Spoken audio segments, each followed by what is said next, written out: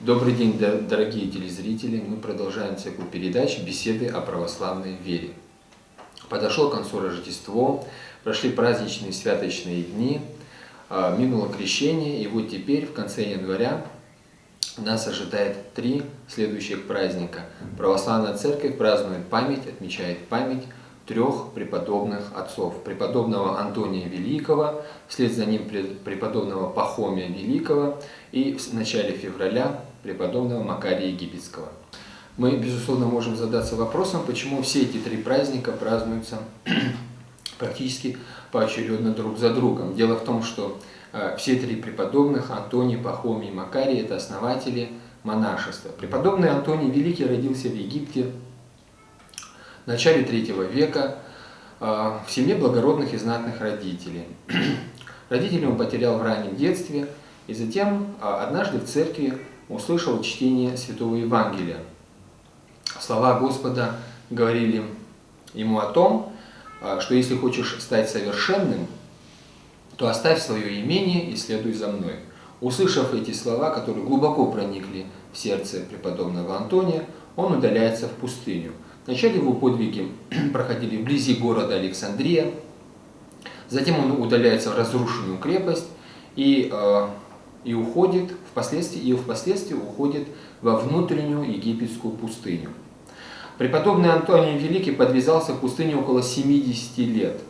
И вот в конце его подвигов его стал будоражить и беспокоить помысел гордости. Вокруг него обосновался крупный монастырь. К нему приходили представители знати и крестьяне за духовным назиданием. Преподобный Антоний мучился помыслом о том, что он является основателем монашества и одним из старейших монахов православной церкви. Тогда во сне ему было явление оставить все и двигаться дальше в египетскую пустыню. Последовав за этим советом, преподобный Антоний встретил еще более древнего старца, который около 90 лет подвязался в пустыне иноком. Это был преподобный Павел Фивейский, память которого также празднуется в конце январских дней. После встречи с преподобным Павлом Фивейским Антоний навсегда оставил помысел гордыни. А Антоний почитается в православной церкви как основатель отшельнической жизни или основатель иночества. Другой святой, Пахомий, память которого празднуется вслед за преподобным Антонием, является основателем общежительного монашества. Главы отшельнических келий называются в православной церкви авами. Главы общежительных монастырей – игуменами или архимандритами. Макарий Египетский был учеником Антония Великого. Его перу принадлежат многие иноческие главы, раскрывающие достижение высоты духовной жизни. И, естественно, вспоминая память этих 3 святых, невозможно не поговорить о монашестве.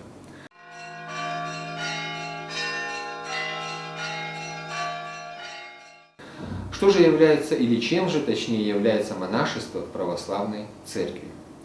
Вот как говорит об этом православная энциклопедия. Монашество или иночество – это духовное сословие подвижников уединения, целомудрия, послушания, нестяжательства, внутренней и внешней молитвы. Это действительно так. Монашество является своего рода авангардом православной церкви. Сегодня многие историки спорят о том, каким образом возник этот институт. Часть из них говорит о том, что в начале возникновения христианства все православные христиане отличались высотой духовной жизни, целомудрия, и высотой добродетельной жизни. Однако с течением времени, по мере того, как христианство стало распространяться по всей территории Римской империи, по всему лицу земли, уровень, так называемый уровень духовной жизни или нравственной жизни стал падать. Безусловно, это не могло удовлетворить сердца тех людей, которые горели огнем православной веры. Они стали удаляться, уходить из городов, уходить из населенных пунктов, удаляться в безлюдные места и там наедине с Богом проводить время в молитве и подвигах, совершенствуя силу своего духа. Так в III веке появился институт монашества. Перу святителя Афанасия Великого, Афанасия Александрийского принадлежат такие слова. Есть два пути спасения. Один из них естественный, это супружество, другой сверхъестественный, это ангельская, апостольская жизнь, жизнь монашеская или, иначе говоря, иноческая. Монашество само по себе не является целью спасения. Монашество является средством для достижения духовного совершенства.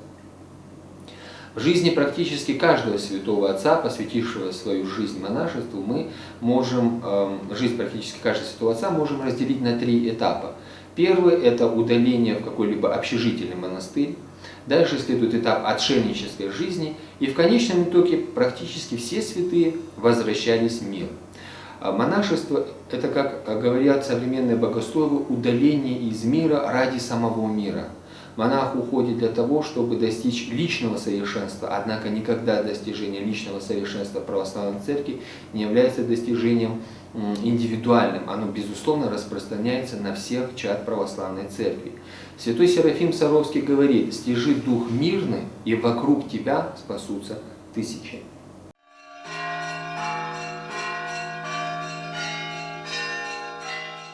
На территории Абхазии есть представители обоих видов монашеского жития, как общежительного, так и пустынножительного.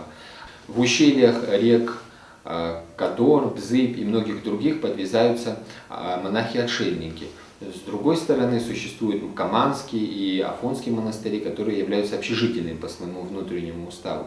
И вот возникает вопрос: уход в монашество – это уход из социальной общественной жизни, или же он влечет за собой какое-то иное действие? Скажем, монастыри занимаются социальной деятельностью, благотворительной, миссионерской деятельностью. И вот по этому поводу хотелось бы зачитать слова епископа Саратовского Ломкина, нашего земляка, нашего соотечественника, который говорит по этому поводу. Каждый монастырь сегодня призван к миссионерскому служению. Монахи должны проповедовать, показывать пример своей жизнью и сколько есть у них сил отдавать их людям. Для современного человека, особенно рефлексирующего, склонного к углубленному даже не самоанализу, а самокопанию, самоедству, с которыми, к сожалению, монахи часто сталкиваемся, такая активная деятельность монашества среди людей, ради людей, будет очень полезна. Она поможет людям забыть о себе в хорошем смысле этого слова, забыть не о своем спасении и о своей душе, а об этом самокомпании и комплексах. Итак, наше духовенство может быть монашествующим, иначе оно называется черным духовенством, может быть женатым, вести добродетельную супружескую жизнь, иначе оно называется в православной церкви белым духовенством. Однако уже с самого раннего Средневековья в церкви складываются следующие каноны. Возглавлять церковь, то есть становиться епископом, может только монашествующий. В связи с чем эта традиция возникла? Она возникла в связи с тем, что именно монашествующее духовенство проявляло или являло собой наибольший пример добродетели. Оно было нестяжательным, оно было любвеобильным, в первую очередь по отношению к человеку. Монастыри занимались огромной благотворительной деятельностью, и поэтому сама собой возникла традиция глав монастырей, глав крупных монастырей, отличающихся особой добродетельной жизнью, ставить во главе епархии. Таким образом возникла традиция, когда епископы, то есть главы церквей, становились или были избраны из монашествующих священнослужителей.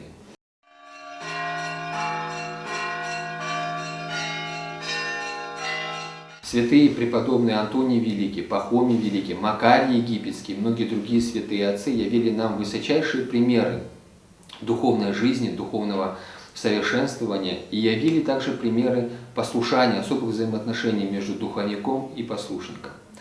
Я думаю, что этой очень интересной теме мы посвятим следующую нашу передачу.